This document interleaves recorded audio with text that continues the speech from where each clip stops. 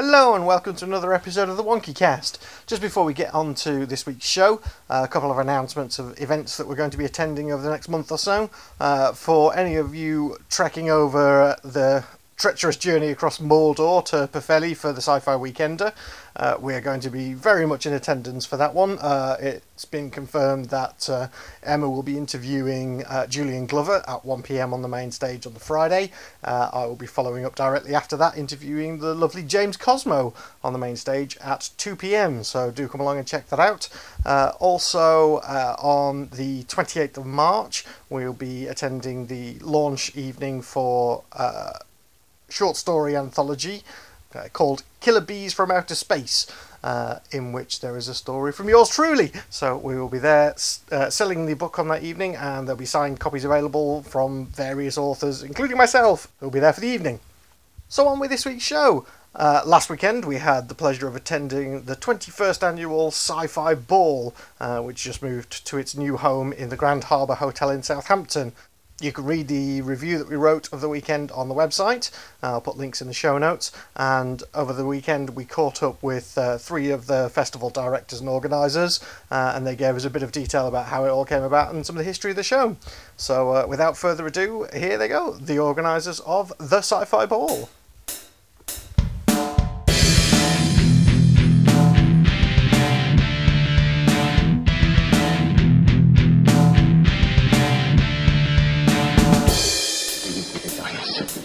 Big fucking gun!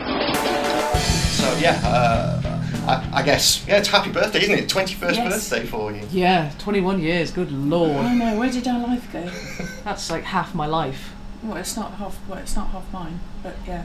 Well, I was thinking, 21 years ago, I was trying to think what I was doing. I think I was 16 and I was living in Cumbria, and I had no idea that conventions like this existed. Because No. I lived in the arse end of nowhere No. in the Lake District and just had no clue that things like this existed. No, I started doing conventions when I was 19 because I did it as part of my thesis at college. Oh, right, Because I okay. wrote a thesis on Star Trek and comics. Sweet. So obviously to research this you have to watch as much Star Trek as possible and go to conventions. Absolutely. Yeah, I got my thesis done, so that's fine. Very nice. Yeah, I think I did one on the language of role-playing. Oh, So sweet. role-playing games and Excellent. the language associated with those, because I'm obviously a massive nerd. Very good. But an educated one. Yeah. So take me back 21 years ago. How did all this come about? Well, I suppose it's my fault, really. That's for sure. we were at university, excuse me. We were at university in Bournemouth together. I was doing a course on computer animation. I was doing my MA, and you were doing A BA honours in tourism, business and tourism, basically, because I'd gone back to refresh my skills as a mature student, and there's always lots of clubs and universities, societies, yeah. and there was no Science fiction. No, so I sort of stupidly thought, oh, it would be a good idea. So I trolled off round. I heard from various sources that there were certain people that were really into Trek and into sci-fi, etc. So I promptly turned up on the doorstep of the animation department and said, is there a B. Jones in there? And there was a sort of hurried shuffle and someone disappeared underneath the desk. Luckily, I managed to entice her out. Yeah. Yes. I was fixing cables, clearly. And then we travelled to another BA department to find Duncan, who was doing a BA Also in computer animation. And various other bods turned up, and James Ash, who's still with us, he was student of the year at university first year, wasn't he? Yeah, it didn't James? last. Didn't last, no. Nothing to do with us, of course. But yes, we opened a science fiction evening at university, which went down extremely well. It was very, very popular. And I had cleared off with my children to Glasgow to go to Contagion, which was a huge Scottish convention. And I'd met them all up there, and also met some representatives from a worldwide organisation, a club called Starfleet Command. So I bowled back and said, hey, wouldn't it be a good idea if we did this? But we'd have to open to the public. And we all went, okay. So we spoke to the university, and we opened on a Saturday afternoon, expecting 20 or 30 people to bowl in. We got 150. Wow. And it then built over 2 or 3 years to 300 to 400 every month. Of course, it helped that we were kind of getting shows that weren't actually aired yet. We weren't least said, soon as men did about that. And our lecture halls, we had a whole wing that the university had built, a new wing, and it had a lecture theatre 600 with a massive screen and another 3 with really large screens, so we were able to simultaneously plan a programme, because of course this was before the internet started. And we had a dealer's room, and we had a cafe, and we had games. It was a little proto ball, if you like. Yeah, yeah, and it was great fun. And that's how Paul came on board. Yes, I came on board, I think it was the second month that you ran it, and sort of I've been into Trek big time and sci-fi in general, and I got involved, and as such became the PR operator, and we started sort of canvassing when we had meetings coming on nice and early through all the different media slots, and as I say, before I was back faxing those out. It was before internet and email really got going, and we grew it, as Anne's already said, up to about 400 odd a month used to come through the door. Yes, and that was the pivotal moment when I suddenly thought, well, if we're doing this every month, we might as well run a convention. And I said to the others, shall we do that? And we all went, I know it's my fault. Yeah. Shall we do this thing? And we said, yes. Yeah, it was like, why not? How bad can it be? Yeah. and the first one at the Royal Bath was absolutely extraordinary. It rained the whole time, and when I say rain, bucketed. It was a hose pipe out. You couldn't see Royal Bath. Apocalyptic torrents. Yes. Closer to the sea than we are now, and it was absolutely, you couldn't see anything. Yeah. And the only way, because again we weren't so PC with regards to wheelchair access in those days, and James Ash, he was having to go back outside to get up to certain points and then back, and he was getting blown and soaked. Yes, and we had our first outside broadcast radio requirement by Radio Solent that day, and they were worried that the spire that was the aerial at that time, not a satellite dish as it is now, was going to be hit by lightning, so we had to sit in the car or the van, and be very, very don't careful. touch anything metal, So we were sat there absolutely curled up, poised. We got was it the ITV came down as well to do a snippet in the dealer's room at that time? Yeah. But that was, we had no guests per se. All right, okay. No, because so it was just showing films and playing games, having dinner. There was a massive, and I mean this shows you the time, because the whole of the foyer area and the bar that was dropped down, the foyer, down in the lower area, which was not lockable, was full of dealers' tables, and they were safe. Right. Yeah, we had no problems whatsoever, did we? None at all. And even the managing director came out wearing Spock ears. I remember it very well. Oh God, I'd forgotten Andrew, that. wasn't it? Was it Andrew? I No, can't remember. no. No. Anyway, that aside, yes, they were all very good. We got a fun 150 for the dinner on the first. Yeah. Well, that was the maximum number they could accommodate. take. Yeah. And then the following year, we went back to the same place with our first guest, which was Richard Biggs. God bless him. And we had 258 we put into the main restaurant then.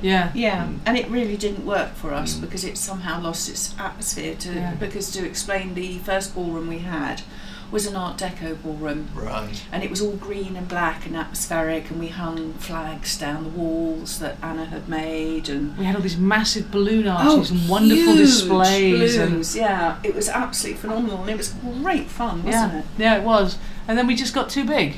Very quickly. So we cast about and we found the Carrington House Hotel, which was the Moat House at the time. It was the Moat House, that's correct. Yeah, you're right.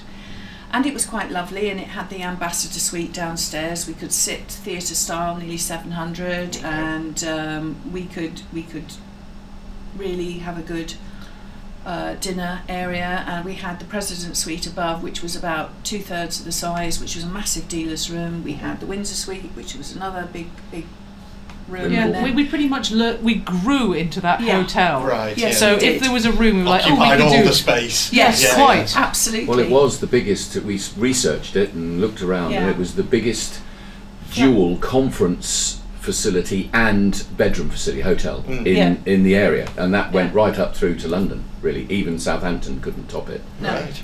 And in reality, probably, it's Still it much still the is, same. but they just took away after 18 years. They took away the conferencing facility. Well, yes, that was actually down to the fact that it was bought by. Am I allowed to say? Yes, absolutely. You can say whatever you like on this show. Well, it was bought by Britannia Hotels. Right, okay. And essentially, at first, we thought we weren't going to have a contract honoured. And then they had a meeting with us and said, oh, yes, we will. And we own another 4 hotels in Bournemouth. And we'll bring in the staff from everywhere else. And they didn't, simply put. Cut long story short, we felt it necessary to move. As they were going to put bedrooms into the flat spaces. Right. So here we are. Good move. It was a very good move. 21 years later at the Grand Harbour now. Yes. How Absolutely. is the venue bearing up? Very, very well. The staff are wonderful. They have been so welcoming, and they've joined in. I've got to admit, I loved when I got here seeing them in Starfleet outfits. Yeah, That was very, and they very did cool. that by themselves. Nothing to do with us. That's genius. They're already planning their costumery for next year. Oh, that's Really? brilliant. Yes. I Wow. did hear someone say they wanted the Danish pastries for their ears, please. Yes, I know. Don't Don't go look there. at me like that. That's reception staff for you. Yeah. They're going Star Wars. Princess aren't they? Leia. Yeah. Yeah. Yeah. Less metaphysical, more physical buns. Yeah. Yes. And of course, we've all let out the bag now that we're going to be here next year. Oh, okay, cool. But no, they've been incredibly helpful, incredibly hospitable. They've all to the last detail have been excited. I think Sylvester said when he was picked up from the station that he actually thought that the concierge was part of our crew because he was so chatty and all up about it and all the rest of it. So it's lovely. I guess it's not something that they've done here before then. No, no. Never. We are the first company to have totally booked the whole hotel in its entirety for a Wow. weekend in 13 years. Okay, that's pretty cool. And of course we've got attendees scattered around the Premier Inn and the Holiday Inn and Yes, the everywhere manager else. of the Premier Inn has already been over to find out what all the fuss is about. Along the lines of, what are you guys doing that's filling my hotel? Right. Like that. We do, absolutely. So what's the sort of numbers of attendees now, 21 years later? Wow. Oh, Well, the golly. thing is, the ball in and of itself is a finite space. Yes. So when it comes to actually the dinner, it's the full weekend ticket is as many as we can sell for dinner. And last night was absolutely rammed. It was packed. Yes. So it's no more than that, that's for sure. I mean, it was what? 300 and something. 300 and something, 50, Yes, Roughly. 300, yeah, roughly. something like that. Plus daytime registrations coming in for the days. Yeah, I was going to say, so I mean, kind of all told for the conference itself. 500, 600, Okay. you know, Over the weekend. yeah, Awesome. yeah. Yeah, I mean, we do have the capacity to take day registration on top, quite a large, and we would love to see more people, you know, during the day. Yeah, because it is a thing that once you get past the, oh, I'm a bit scared about this thing going on in here. Once you get past it and you see all the wonderful stuff you can come and play with, Yeah. it's like, where the hell have you been all this time? Yeah, I You've was been going doing to this say 20 years. the offering is very, very cool here because there's a whole lot of different stuff going on. You can go and play board games. You can. How did you kind of did that just grow organically? Yes, basically, yes, it did. And of course, the thing is, we have quite a diverse crew who have all sorts of specialities and interests, and so it became diverse through them too, because everybody brings ideas to the table, because we are very much a team.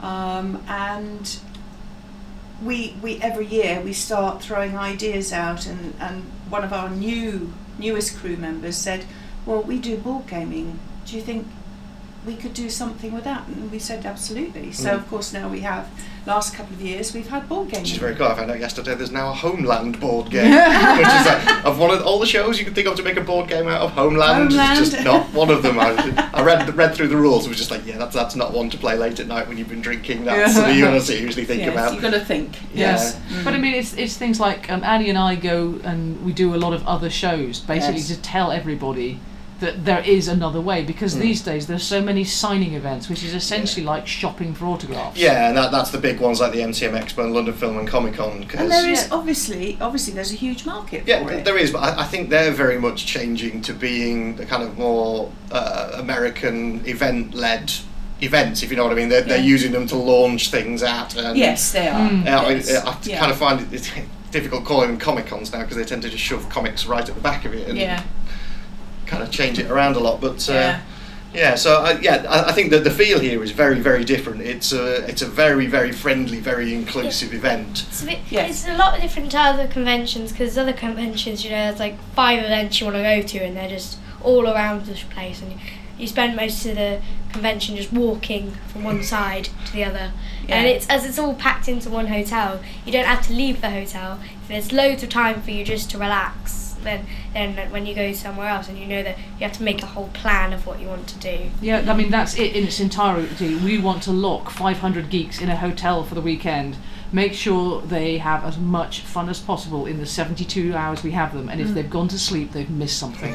Absolutely. That's the ball in a nutshell. That's it. I'm exhausted already. Yeah. I can only imagine how tired you guys are. And we haven't finished yet, because we've still got the closing ceremony. We've still got Universally Challenged. What is that? I've seen it on the bill, but I know nothing about it. Well, essentially, Universally Challenged is our version of University Challenge. Okay. And it's filmed on stage just like the actual game show. So we have four contestants on each team. I ask the questions. It's all on our digital game board, so all the questions come up. Their scores are behind their heads, and it's filmed just like the TV show. So when they see it back, it looks like they've been on television, and they get so scared up there, like they are actually on television. I mean, the level of the tech you've got here is amazing. The production values of this are amazing. Yes. Well, we're geek techs as well, Yeah, indeed. Yeah, I did lighting and sound design. I did a performing arts degree and did lighting and sound and stuff as part of that. So I kind of come down and go, oh, I love the big screen. Lots of pretty toys. It's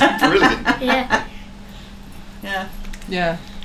So I mean, so we've got that this evening, and then it kicks into the karaoke. And while the karaoke is doing, that's when we have our Dead Dogs dinner. Okay. That's what we are at that point, and it's a meal for the whole crew, because by that point everything else is finished. The karaoke is taking care of itself, and we get to share a nice meal between the 70 or 80 of us that are running this event, and have this great kind of melting pot of, how was your convention? What was your best bit? What was your best bit? Because that's kind of the sort of the nub of it, because we're all friends, but we get to meet one another very rarely now. And this is let's all talk to one another now and tell one another about the 3 days of intense experience we've just had, and share that moment and eat.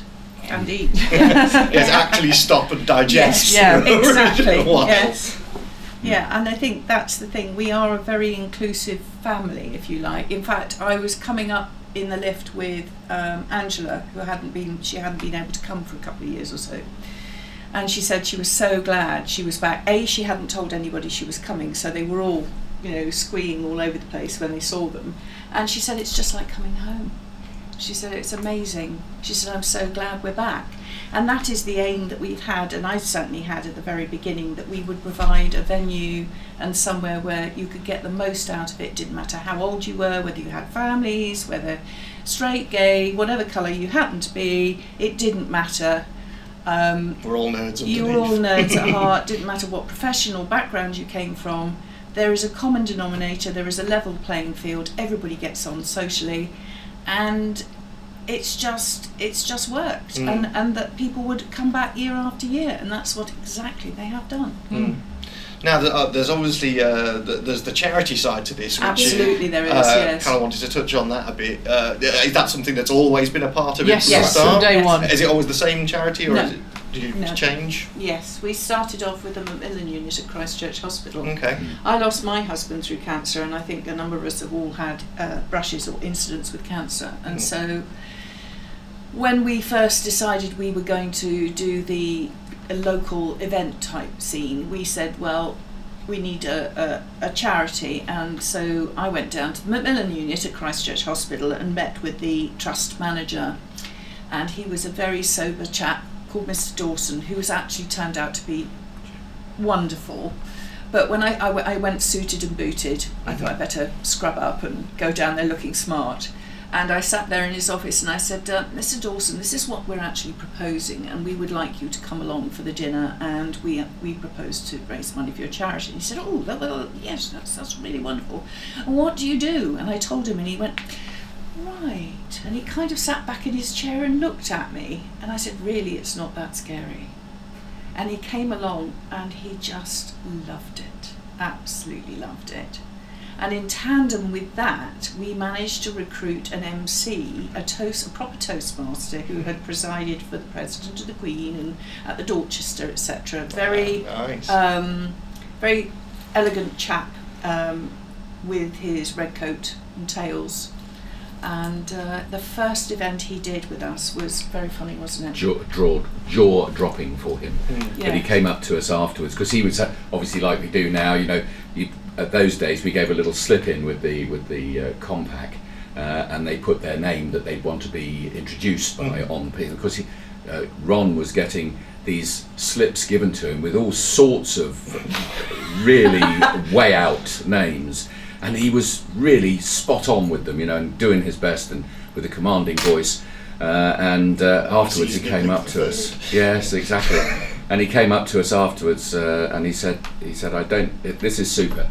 He said, if you want me again, I'll be there. You know, Yeah, he was he a great did guy. the next 18. Wow. Yeah. Yes, unfortunately he is very elderly now, and he's had to retire, sadly. And he's lost his wife as well Yes, due to that. he So has, he's retired, Yeah. but he wants B to do the course because she's got such a commanding similar voice. Yes, he does. I do need to do that. But he was a super chap, and we miss him. Yeah, we do. We It do. gave miss it him. a certain. Je ne sais quoi. Absolutely. Yeah, yeah, especially for when Princess Margaret died. Do you remember? Yes. And he made the entire room stop for a minute's service. Silence, yeah. Yeah. But he Yeah. got it to the second, and he had no watch. Yeah, that's Absolutely impressive. amazing. Yeah. But he was just, I can still remember him that first time. Yeah. And he said, this is superb. He said, so different. Yes. I've But he thoroughly said, enjoyed it. I've done all these things all over the world, he said, and do you know, this has been the most enjoyable. May I come back next June? And he came, as Paul said, he came back for the next 18 years. Yeah. Yeah, I mean, it certainly seems even from the guests that I've spoken to, so the speakers, they've all said that they really enjoy this event because it's so relaxed, and you know they just get up on the stage and they do their talks, and then they go off and they just mill around with people all the time. Because it was Robert Rankin last year basically said you should come to this event because it's really, really cool. So that's why we came along this year. So cool. It seems that you seem to have a reputation that brings people here to want to come to this event and speak, which is absolutely amazing. I mean, when you're putting together your panel of speakers, do you kind of theme those? You go, like, we'll do a Trek year, or we'll do a... No, we've had a Trek guest every single year. Oh, right, that we've okay. run, every single year, because we came from being just a pure Star Trek show. Right. When in the sort of like early 90s Star Trek was on a sort of like death knell, it was clear that Yeah, when Enterprise started. it was clear that if we'd just stayed Trek, we would have died along with it. Yeah. I mean, there is, you know, a wealth of science fiction out there. So it was then, okay, we'll open it up and we'll cover everything else. And suddenly we started getting Blake 7 guests, Babylon 5 guests, you know, and then touching on every other genre. And at that point, there wasn't that much new science fiction coming out. So it was like, well, let's mine what's gone before. Let's see what's there. You know, we touched Red Dwarf and all of this sort of stuff. The only problem now is it's knowing what's new. Because shows come and go so fast, and we have to book a year ahead. Yeah. So, say at the moment Gotham is on. Do Will we it book still be around next year? Do we book a Gotham guest? If we do, is it someone who's still going to be in the show next year, or will they have got killed off? Because that's the thing with Game of Thrones. Yeah. They Yes, don't last 5 everybody minutes. dies. Game of Thrones is potluck. Yeah. Exactly. Anyone. Exactly. Because when we picked James Cosmo, he was still alive. Yes. So that's a lot. That's quite tricky these days because yes, we will definitely have a Trek guest, but also because we've been going for 21 years, there's very few people in Trek we haven't got to know by now. Yeah. So it's more along the lines of who should we bring back? Mm. So it is a massive balancing act because again, once we book a guest, it's subject to work commitments. Yeah, of course. So this last event, we had booked Jonathan Frakes. The day before we were about to announce him, he rang up. Sorry, I've got a job.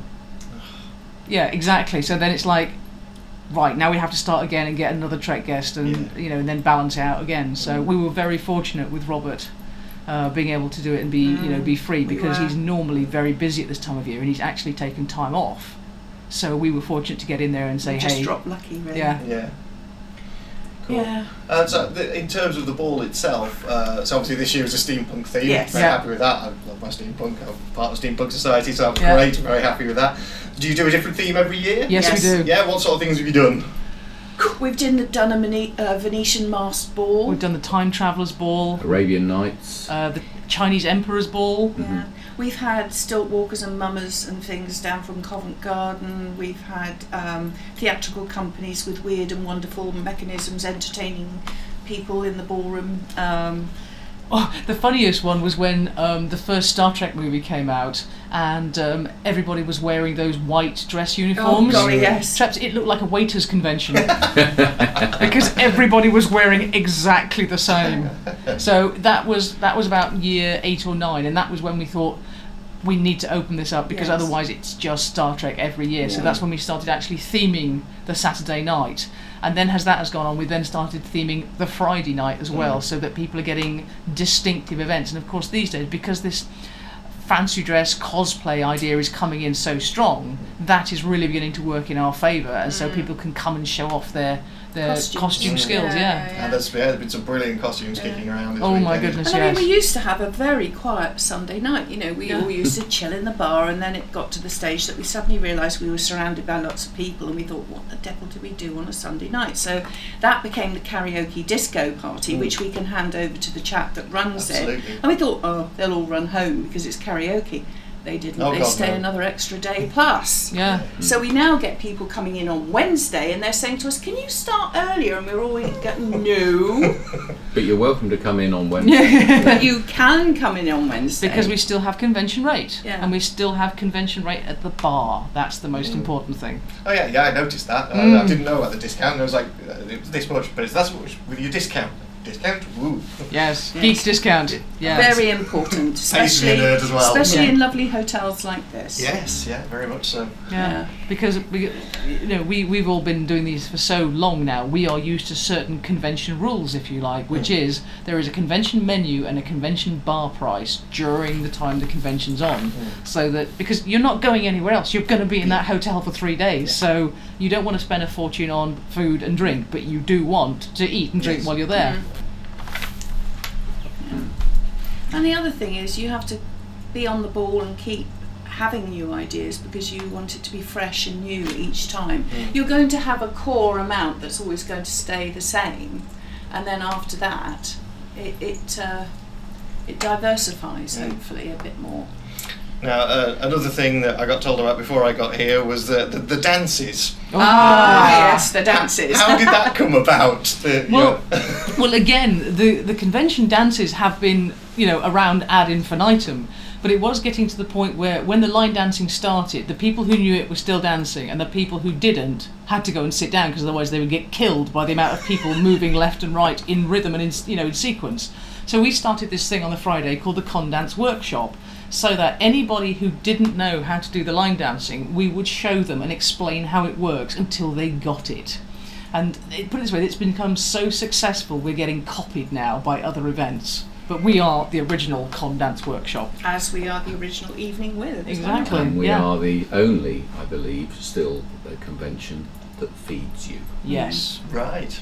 Yes, as part of the thing. That used to be our strapline, didn't it? Yeah. The only convention that feeds I think you. we have been copied in a few quarters. I mean, there's one, I think. They don't do they usually just have stalls with snacks and stuff at conventions. MC has all of these different types of food, but you don't have a menu that everybody just sits down. No. And that's part of it, because when you sit down at a table, and that's one of the other things, if you're single, if you're married, whatever, you're safe to come, you're looked after, and you make friends. Over the years, I guess, we've had so many. In fact, one couple said today, do you know, it's 15 years since we met. 10 years, 15 years since we met, and we've been married 10 years now. And we've had so many of those, and they've all got families that are coming up through the ranks now. But sitting at a table and eating food in convivial company, people make friends, and they become lifelong friends. Absolutely. And it's really good. Like when we were sat down on the meal, and then we found out that the people who were on the other side, one of them had the same job as my Oh yeah, wife. one of them worked in the same office as my wife. Oh, They're sitting really? at the same table, yeah. They've been in the same building for the last 4 years and never met, and then they met here. Wow. Oh, Craziness. small world. Yeah. They were sat next to us on the table last night. So, Oh, yeah. how amazing. Brilliant Wow. stories like that. Yeah. Okay, so just to wrap up, bit of next year, what have we got to look forward to? Oh. Well, Mr. Frakes has said yes once again, so hopefully this time he will actually get over here.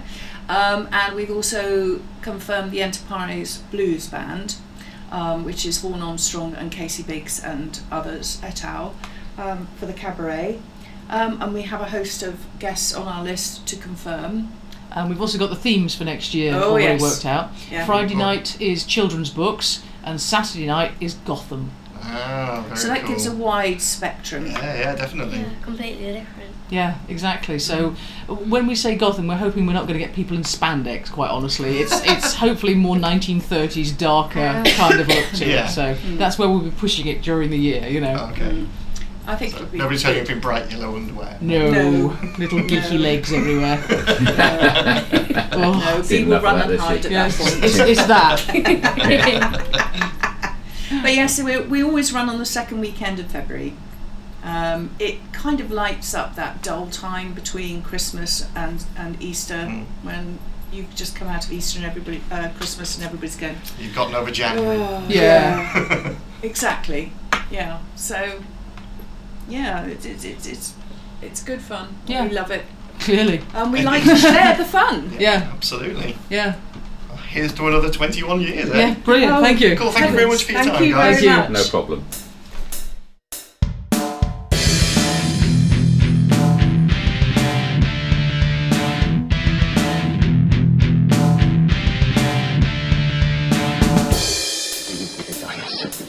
Big fucking gun!